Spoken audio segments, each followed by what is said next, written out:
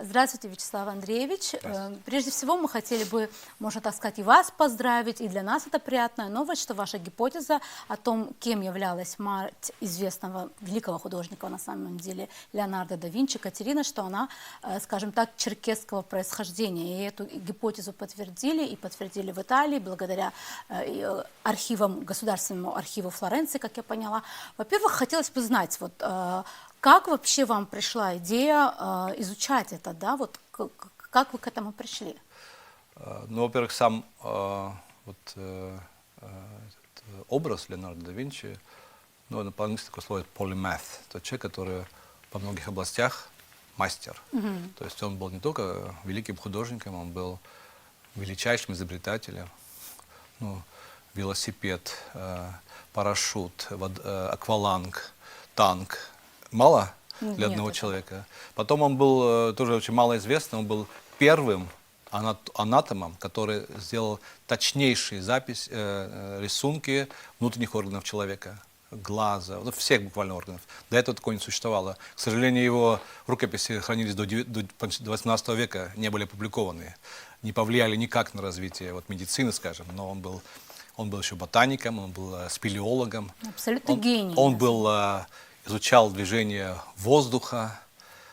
Это его записи, его дневники, его трактаты, они просто, это кладезь, не знаю, научной мудрости, предвидения очень многих вещей. Поэтому он был таким, я не знаю русское слово для полимат, что ли, но он был гением во всем. Вот это всегда вызывает восхищение и удивление, правда же?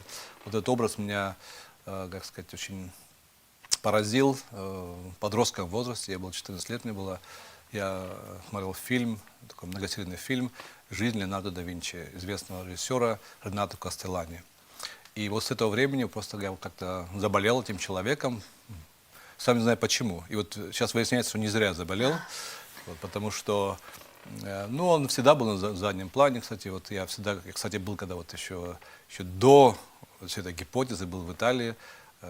Первым делом посетил во Флоренции музей да Винчи, взял какие-то сувениры, там бюст его привез. То есть, когда тема меня трогала всегда очень. Но реально идея гипотезы появилась тогда, когда я на канале Discovery услышал одного человека, который сказал о том, что матерью Леонардо была рабыня, то есть чужеземка. Я это, хотя изучал, как-то читал о нем, но первое для меня это было открытием, что Катерина, которая в фильме фигурирует, она не была просто крестьянкой бедного происхождения, простого происхождения, она была чужеземкой. И потом, когда я уже стал изучать историю Абхазии, и у нас прекрасные, кстати, специалисты в этой области, Рвас Каци, Циала Чичба, блестящие специалисты в области итальяно-абхазских связей Средневековья, у них работы великолепны по генуэзско-абхазским связям, итальянско-абхазским связям. Поэтому я тоже читал, естественно, их работы, да, как-то все это совместилось. Я подумал, что, в принципе, она могла быть и из наших краев, не только там, с Ближнего Востока. Потому что нашли, отпечаток пальца его, и по узору пальца, да, выяснилось, что он не европейский, а ближневосточный узор пальца. То есть, скорее всего, мать его была с Ближнего Востока. Но это большая область Ближнего Востока, мы тоже входим туда, да. Кавказ тоже входит в такой большой Ближний Восток. То есть как-то все это было у меня копилось, да, естественно, без никакой гипотезы, просто копилось. Но потом когда я читал, работал, готовил какую-то историческую книгу, и там я наткнулся на архивную запись о том, что во Флоренции была освобождена от рабства рабыня Катерина Абхазка, Катерина Авогазия, по-итальянски Авогазия, абхазская. И меня тут как-то опять же знаете, пронзило, что как-то все это к чему-то ведет. Перекрещивается. Как-то перекрещивается, к чему-то ведет. И тогда я стал уже после этого, была последняя капля, так сказать, да, в моем багаже. Я стал думать о том, что действительно, может быть, это и возможно, что, смотрите, дедом Пушкина был мальчик, раб из Африки, который был куплен как забава, как сказать, такое, экзот, был куплен адмиралом и подарен в Константинополе на неволичном рынке, подарен Петру Первому. И его внуком был величайший русский поэт, создатель русского литературного языка современного. То есть все возможно. И мир был раньше, был не такой большой, был очень маленький. Мир Средиземноморья. Можно было просто сесть на корабль, в Сухуми, Севастополе, через несколько дней быть уже в Венеции или в Генуе. Был бы маленький, и люди общались тогда. Так вот, и то есть ничего как сказать, ну, Экстраординарного, по крайней да? мере, фантастического здесь нет. Это вполне реальная ситуация, просто не обязательно, что она была реальной, да? Но теоретически она могла быть реальной. Вот. И после этого я стал собирать, уже после этого целенаправленно собирать все, что касалось детства Леонардо да Винчи, обстоятельств его рождения, его воспитания, его родственных связей. Вот буквально все, что было опубликовано о Леонардо, я прочитал. И прочитал все его тексты тоже. Они опубликованы, все это опубликованы, переведены даже. Я читал, правда, и на переводах, и в оригинале. Вот. Но, в общем-то, огромный материал, который мне очень много дал, и стала вырисовываться некоторая вот линия гипотетическая. Потому что, хотя не было прямых данных о том, что вот Катерина была, скажем, даже рабыня, не было прямых данных, но было очень много загадочных вещей. Почему Леонардо, который... Значит, у него было братья, сестра, не мог получить наследство своего отца, потому что дети рабов были лишены прав наследования. Почему он не мог получить участок его дяди Франческо? То же самое. Почему он не поступил в университет? Потому что дети рабов не могли поступить в университет. Запрещалось. Поэтому на вынужденный, можно сказать, он пошел и стал в ремесленную мастерскую Андреа Верроккио, и стал гениальным художником на вынужденное. Иначе он был бы великолепным нотариусом. Но мир бы не знал такого гениального художника. Ну вот, и то есть, кроме того, его мать Катерина, да, в итальянских бюрократии, вообще в употреблении не бывает такого, чтобы о ком-то говорили просто по имени. Это обязательно кто-то, дочь или сын кого-то, оттуда-то. Леонардо да Винчи, да Винчи из Винчи, допустим. То есть должен быть обязательно имя, патроним, то есть имя отца обязательно. То есть это просто вот такое, иначе не бывает. И место происхождения. А Катерина нет вообще ничего вообще. Катерина. А Катерина была самым, как сказать, популярным именем, даваемым рабыням после их крещения, которые не были христианами. Это были либо мусульманки были, либо язычницы. Вот это все складывалось в некоторую такую вот концепцию. Вот. Я стал вот... И очень много у Леонардо, очень много о его матери. Очень много. Вот образ его матери, который он жил до 6 лет, потом они расстались, он переехал к отцу, его воспитала мачеха, которую он тоже очень любил.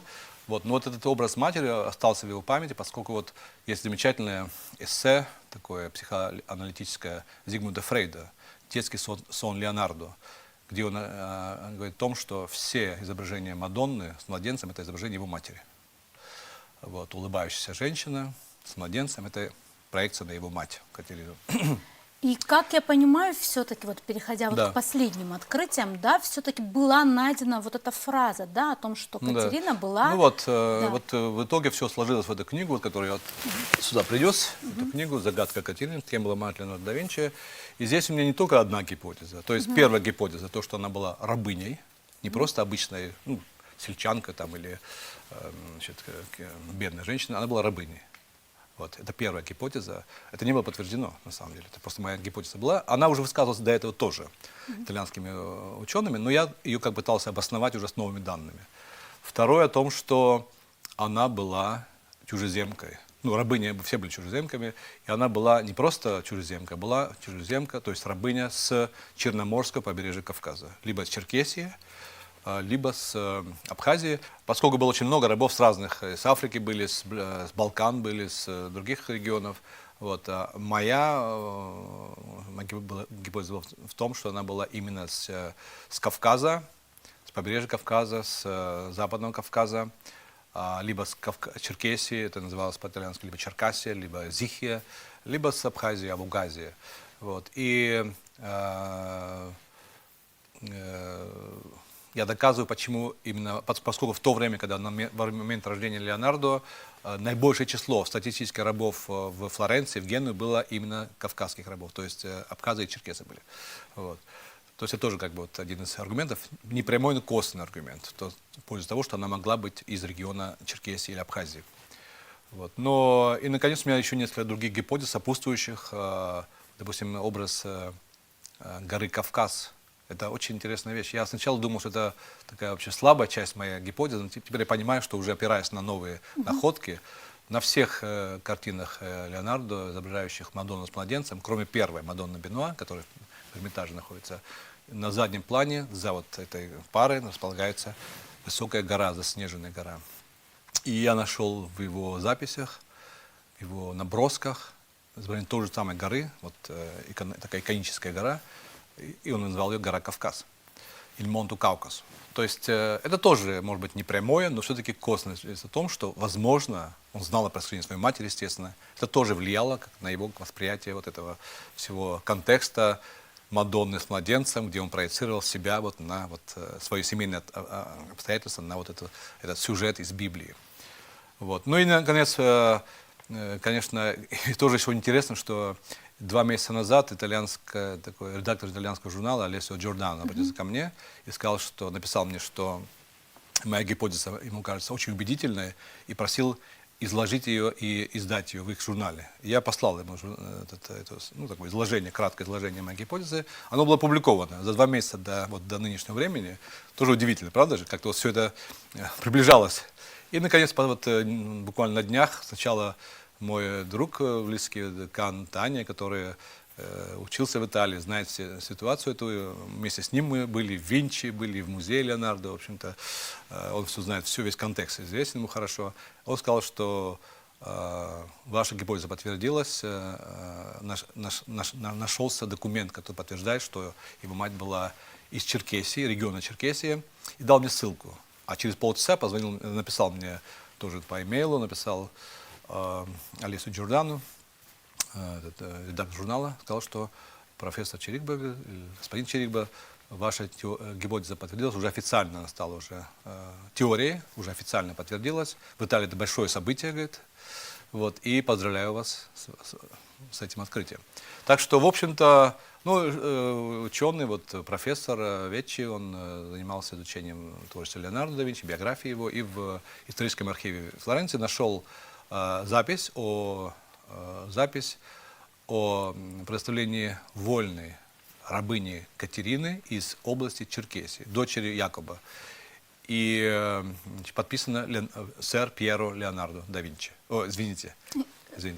Подписано сэр Пьеро да Винчи. Это отец Леонардо да Винчи. То есть он дал вольную, причем дал вольную ей через 6 месяцев после рождения ребенка. А я пишу в своей книге о том, что после рождения ребенка ее освободили из рабства, чтобы поднять социальный статус матери своего ребенка. Он усыновил его. Вот. Это тоже было связано со статусом. Потому что пока она была рабыней, они даже не писали как о матери Леонардо. Только после она стала уже вольной женщиной, да, свободной женщиной, уже стали писать сын Катерины. Опять без имени, без ничего, но просто Катерины. Уже стали ее упоминать. И это, в общем-то, блестящее открытие, которое подтвердило полностью ту гипотезу, которую я, в общем-то, лелеял, что это правда. Но ведь могло бы и не найтись этот документ. И я думал, что скорее, может быть, найти останки матери Леонардо, у нее дети еще были от других браков, от другого брака, и найти по ДНК, понять тоже, какая этническая популяция для нее была характерна, тоже это возможно. Но пока еще не найдено ничего этого. А здесь найден документ, который доказывает о том, что моя гипотеза была абсолютно верна. Это, конечно, большое открытие, и я очень надеюсь, что оно вдохновит и, может быть, и вас, и других ученых, и дальше проводить изыскания. Да, я собираюсь связаться с этим, у меня уже его данные есть, собираюсь связаться с этим профессором и познакомить своими работами, и, может быть, подумать, может, как-то о каком-то сотрудничестве. Спасибо большое. Вячеслав Андреевич, не могу не задать и какие-то другие вопросы актуальной повестки, в том числе муссирующийся вопрос. Допустим, после всех этих протестов в Грузии опять начали говорить о возможности открытия там второго фронта. Пошла эта повестка. Насколько реально это, на ваш взгляд? Потому что многие, конечно, переживают. Я понимаю, что это теоретически угроза реальная, конечно же, и нужно всегда быть начеку, надо всегда понимать, что происходит в Грузии. Это очень важно изучать процессы, происходящие в Грузии. во всех областях, в экономической, политической и военной тоже. Надо просто отслеживать. Я думаю, что это и происходит. Я уверен, что происходит. У нас прекрасные службы, которые все это отслеживают, и российские службы также отслеживают, которые здесь находятся. Поэтому здесь, я не думаю, что здесь могут быть какие-то сюрпризы. Вот. И поэтому я уже выступал по этому поводу. Вот. Сейчас Грузия вообще не до войны совершенно. У них очень сложное внутреннее положение, очень сложное. И экономическая, и политическая борьба идет за власть. И я лично не думаю, что, вы понимаете, нельзя просто так начать войну. Она требует очень большой подготовки. И эту подготовку нельзя не заметить вообще объективными средствами наблюдения. То есть это скопление военной техники, скопление военного персонала около границы. Это идеологическая обработка населения. Это какие-то международные контакты, которые бы... То есть здесь очень много того, что необходимо для того, чтобы начать военные действия. Ничего этого мы не наблюдаем вообще. Кроме криков «Сухуми, Сухуми» на площади в Тбилиси. Но они постоянно там кричат что-то. То есть это постоянная повестка. И каждый раз вот по этому поводу, я думаю, что наши люди должны понимать, что никакой вот реальной угрозы сегодня нет грузинской атаки на Абхазию, неожиданные. И можно спать спокойно, и заниматься своими обычными делами. Конечно, наши службы должны быть всегда на чеку, обязательно. И СГБ, и военные службы. Вот все, что есть, нужно изучать. И МИД, и все должны изучать эту страну, поскольку оттуда исходит угроза нашей жизни, нашей безопасности, нашей независимости. Но немедленная угроза вот сейчас, ныне я ее не вижу ни по каким параметрам или каким-то признакам. Их просто нету, отсутствует. Теперь немного о другом вопросе. После поездки, визита президента в Минск, как вы знаете, как мы все знаем, часто обсуждали возможность переноса дискуссий женевских, то есть переноса вообще международных дискуссий по безопасности в Закавказье в Минск. Вот как вы считаете вообще, насколько это реально, насколько это выгодно для нас и вообще что это будет значить? Ну, понимаете, я не могу сейчас комментировать, потому что я не в курсе дел всех внутренних, так сказать, каких-то процессов, которые происходят на переговорах давно уже. Вот. Но я считаю, что вот сведение вот этого повестки к региональному какому-то формату, это снизит наши позиции, поскольку сейчас переговоры идут в Дворце наций в Женеве, где абхазская делегация на равных, подчеркиваю, на равных участвует с делегациями Российской Федерации, Юго-Осетинской делегации, американской делегации, делегации Грузии, а также Евросоюза, ООН, ОБСЕ. Вот. Я считаю, что это было бы шагом назад перенести какие-то международную повестку, свести к какому-то региональному контексту. Мы независимое государство. Нужно быть на той высоте, которую мы себе задали, ту планку, которую мы задали, не нужно опускать ее, нужно выше идти. Хотя, конечно же, нам очень ценны отношения с Белоруссией, это братская страна, президент относится прекрасно, Лукашенко, к Абхазии, встречался с лидером Абхазии уже второй раз, пригласил к себе, это большой шаг вперед. Поэтому вот это направление, мне кажется, очень позитивно, я могу только приветствовать его. Но речь идет о международных формате международных дискуссий. Мне кажется, что пока еще рановато их покидать. Мне кажется, они еще могут принести пользу. И в частности, как канал контакта Абхазии с внешним миром на очень высоком уровне, регулярный контакт и очень важный для нас, для понимания отношения к Абхазии, к процессам, происходящим в Абхазии, а также к процессам, происходящим в Грузии. Это очень важно. У нас нет другого контакта с грузинской стороной. Это единственный и очень хороший канал связи с грузинской стороной, чтобы понимать их умонастроение, их планы, их тенденции, их отношение к Абхазии, к нашей проблематике.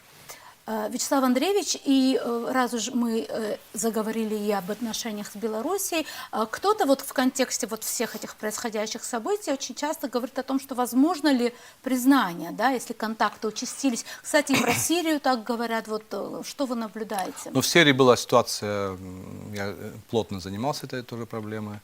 Это встречался и с послом, делегации были. Абхазия приняла активное участие в эвакуации вот, во время кризиса в Сирии наших соотечественников. Были хорошие контакты личные также с руководством Сирии. Вот. Это одна ситуация, и она, к счастью, завершилась для нас очень благополучно. Прекрасная страна, большая страна. Это большой шаг вперед для Абхазии. Вы имеете в виду признание? Признание Да. Абхазии стороны Сирии.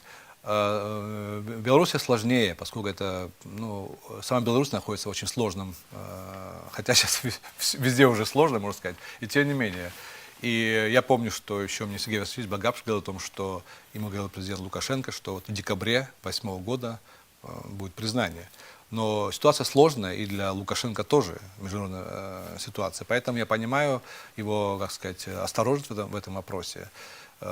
И мы надеемся на признание, вот, но оно неизбежно. Может так и остаться. Поэтому мы не знаем. Мы хотим, чтобы было признание, поскольку это братский народ, братская республика, поддержавшая нас, кстати, в тяжелое время, во время блокады. Вот, и об этом часто говорится. И президент относится к нам очень хорошо, Лукашенко. Я думаю, что это надо капитал использовать. Можно развивать. Здесь были какие-то странные голоса о том, что пока Беларусь нас не признают, никаких контактов. Ну, это смешно, честно говоря. У нас с Россией были контакты великолепные до еще признания. У нас с Турцией продолжаются очень интенсивные контакты экономические, торговые. И что, нужно все перекрыть ожидая признания? Так что я думаю, что это не очень умно такие вещи говорить. Наоборот, нужно максимально привязать Беларусь к себе и нашими курортами, какими-то торговыми отношениями для того, чтобы вот, ну, еще больше сблизить наши народы и наши страны. И это тоже может повлиять на процесс признания. Вячеслав Андреевич, большое спасибо, что пришли и ответили на вопросы. Пожалуйста. Еще раз поздравляем вас. Спасибо большое.